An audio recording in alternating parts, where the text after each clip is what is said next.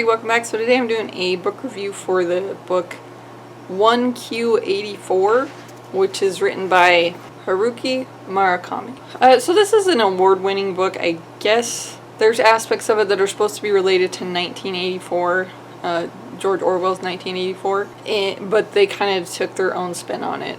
So I picked up this book because I believe I saw a TED Talk talking about book covers, and it was one of the books that they used an example of, hey, look at this really cool cover that looks really cool in person, but if you have the ebook, then it doesn't look so cool. And of course I got the audiobook, so it probably would have been cooler if I had the real one.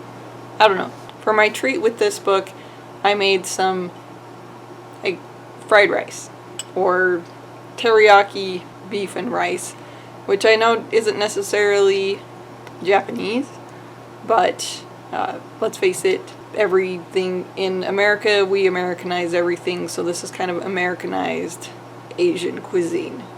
It's my lunch. So the premise of 1Q84 was that it was historical, as in it happened in 1984, and there's this girl, Amane, and she's in a cab, and there's a lot of traffic, and the cab driver says, you know, to get where you want to go, you can just walk over that way, go down those stairs, and you'll get to where you want to go. And so she's like, thank you, leaves the cab, goes through this stairway and down this little area, and supposedly enters another dimension or another world.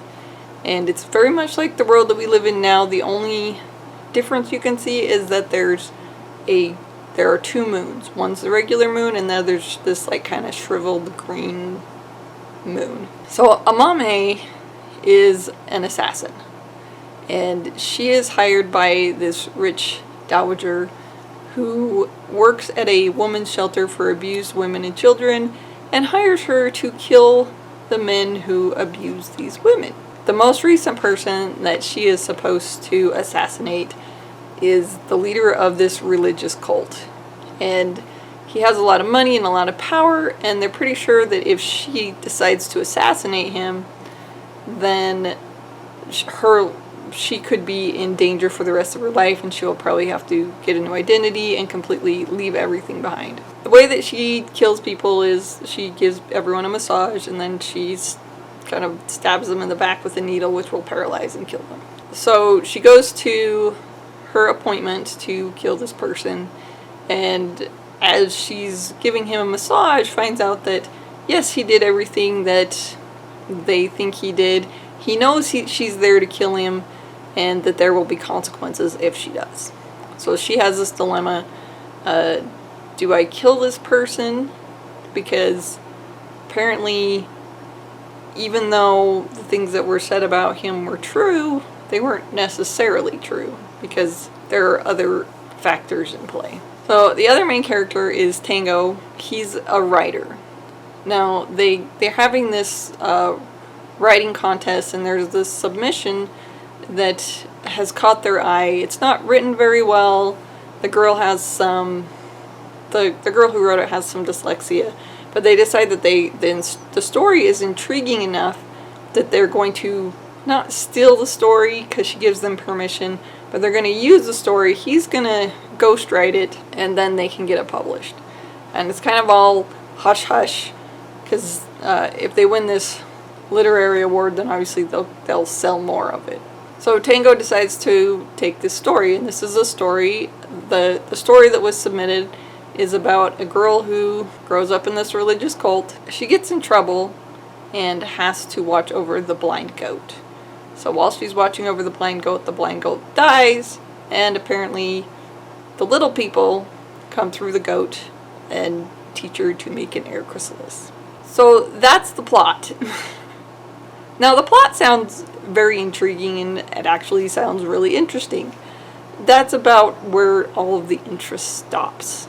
So the characters, while not completely single-sided, they're very singularly focused, and they don't have a whole lot of depth. Tango and Amame are obviously the main characters, but there's really not a whole lot to them. Some characters don't even have names. I mean, I guess they're just side characters, but Tango's older married girlfriend doesn't even have a name. The author goes on and on and on about basically nothing. He drones and drones, and it takes forever for anything to happen in this book. And I have to admit, it was painful. I mean, I listened to it, I finished it, I'm surprised that I did, and the ending wasn't even, it was very anticlimactic. It just fell flat. There were also a lot of things that were thrown in there that kind of had no point. And then there were other things, like the little people, who obviously are important in this other dimension or other world. You don't ever really find anything out about them other than what was in the little story about the blind goat. I also found parts of it disturbing. I mean, I kind of won't go into that, but obviously there are some trigger warnings because one of the dowager runs a home for abused women and children, so you obviously hear some things as far as that goes. I know there's lots of people that really love this book. I did not. I didn't absolutely hate it, but I think it takes a lot for me to absolutely hate a book. But it was just droning and boring. I'm also trying to figure out how it's supposed to be tied into 1984. I didn't see a whole lot of connection there.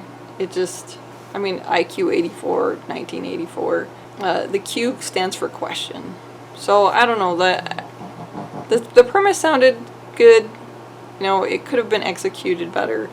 And if you're one of those people that really love this book, great. I did not. I didn't absolutely hate it. I would kind of put this book as in, it's in the middle. So anytime that I rate a book, I start with like 5 out of 10 stars. 5 is just average. If something great happens, it gets more points. If something that takes my interest away from the book happens, I give it less. So I just kind of would put this right in the middle. Nothing really good happened, nothing really bad happened. The writing wasn't horrible, but there weren't a whole lot of redeeming qualities. So anyway, that's what I thought of this book. If you have read it, please let me know and we'll have a discussion about it. Thank you for watching. I post new videos on Tuesdays and Thursdays, and I hope to see you next time. Bye.